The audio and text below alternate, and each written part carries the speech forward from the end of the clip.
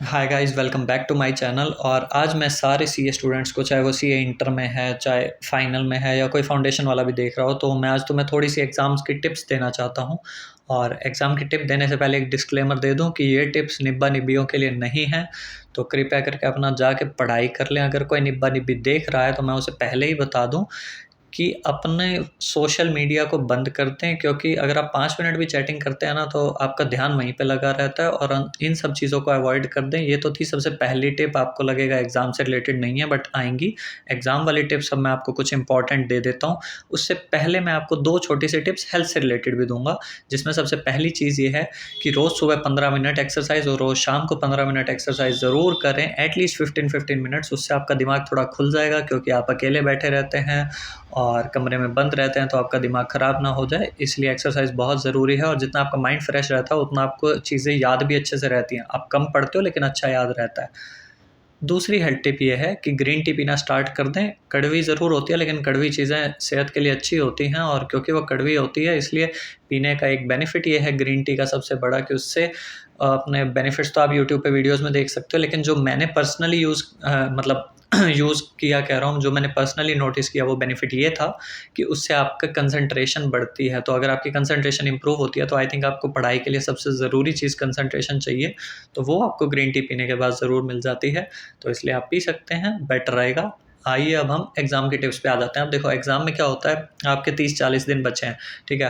तो अब आपको ये होता है कि बस अब मुझे किसी भी तरह से पढ़ना है, और इस तरह से पढ़ना है कि यार मेरा आउटपुट अच्छा आना चाहिए। अब आउटपुट अच्छा लाने के लिए आप क्या कर सकते हैं? सबसे पहली चीज़ ये है, अपनी नींद से कभी कॉम्प्रोमाइज़ मत करना। एक बार मैंने भी सीए इंटर में एक बार अपनी नींद से कॉम्प्रोमाइज़ किया था। 5-6 घंटे भी पूरे नहीं सोता था, तो कोई बेनिफिट नहीं मिला मेरे को, और मतलब अटेम्प्ट लग गया था मेरा, मैं फ़ेल हो गया था, क्योंकि मुझे चीज़ें याद ही नहीं आ रही थी। वहाँ पे एग्ज़ाम में जाके हम पैनिक करते हैं। पैनिक करने का सबसे बड़ा रीज़न यही होता है, हमारी नींद पूरी नहीं है।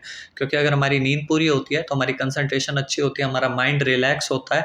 और क्योंकि हमारा माइंड रिलैक्स होता है, तो हम सोचते हैं जैसी भी सिचुएशन होगी ना कुछ तो कर ही लेंगे। और अगर हमारी नींद पूरी नहीं है ना, तो फिर हम बहुत पैनिक करते हैं, बहुत जल्दी घबराहट होने लगती है हमें, और हम पेपर एक नहीं, हम सारे पेपर खराब कर देते हैं।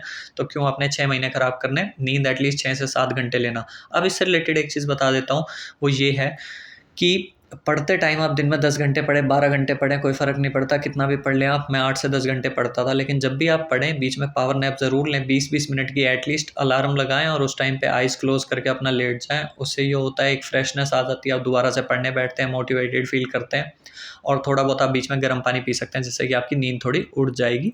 और लास्ट के अब 1 महीने पे आ जाते हैं, जैसे अब हमें पढ़ाई करनी है, तो मैं कुछ स्पेसिफ़िकली सीए रिलेटेड टिप्स आपको दे देता हूँ।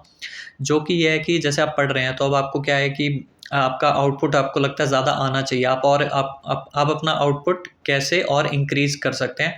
तो जो बीच में मैंने फंबल किया, उसे आप छोड़ दें। तो हम बताते हैं कि आउटपुट को कैसे इंक्रीज़ करना है। तो जैसे अब आप खाना खा के दोबारा से पढ़ने बैठ रहे हैं, मतलब खाना खा के आप वॉक कर रहे हैं, ठीक है? तो वॉक करते टाइम अपनी ऑडियो सुन लीजिए, यूट्यूब वीडियोज़ को ऑडियो MP3 में कन्वर्ट कर लें, और उससे आप घूमते टाइम, चाहे आप 1 घंटा घूमें, तो आप 1 घंटा सुनते रहें। मतलब इससे मेरा ये रहता था, मैं दिन में 2-4 घंटे तो घूमता ही रहता था। मतलब मेरी एवरेज थी 2-4 घंटे दिन में आराम से घूमता रहा, और ऑडियोज़ को सुनता रहा।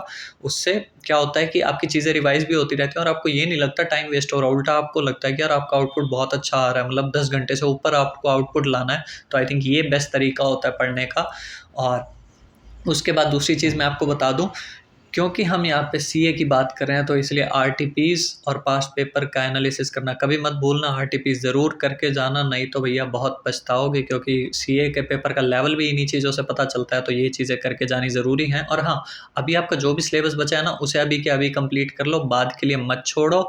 जितना हो सके आपकी अमेंडमेंट्स हैं, जो भी आपके इंपॉर्टेंट टॉपिक्स बचे हैं, सारे पहले कंप्लीट करो। लास्ट के 20-25 दिन एटलीस्ट आपको सिर्फ रिवीजन पे ध्यान देना है, बस चीज़ें सुननी है। जो आपको रिटन प्रैक्टिस करनी है, कुछ लिख के करना है, वो भी आप अभी के अभी कर लें। बाद के लिए कुछ भी मत छोड़ें, क्योंकि बाद फिर वो आता नहीं, और फिर पेपर के टाइम पे आप पैनिक कर जाते हैं। इसलिए मेनली यही चीज़ें हैं। और ये है कि अमेंडमेंट्स वगैरह मैंने आपको बता दी। एबीसी एनालिसिस को आप अच्छे से फॉलो कर लें, ये एक टिप है। और एमसीक्यूज़ को पेपर में आधे घंटे से ऊपर मत दें। और जो आपका 1.5 डे होता है, उसमें भी अपनी नींद अच्छे से करें। और उसके अलावा मैं आपको 1-2 टिप्स और बता देता हूँ कि भैया, जब पेपर में लिख रहे हो तो राइटिंग मैटर नहीं करती, फटाफट लिखना। पहले ही क्वेश्चन, पहले ही लाइन से जो इंप्रेशन आप आखिरी 5 मिनट में देते हो ना पेपर में, वही देना सबसे पहले। और कोई सीक्वेंस भी मैटर नहीं करती, क्वेश्चन नंबर, पार्ट नंबर अच्छे से डालना। और इसी के साथ हम इस वीडियो को करते हैं एंड। Thank you.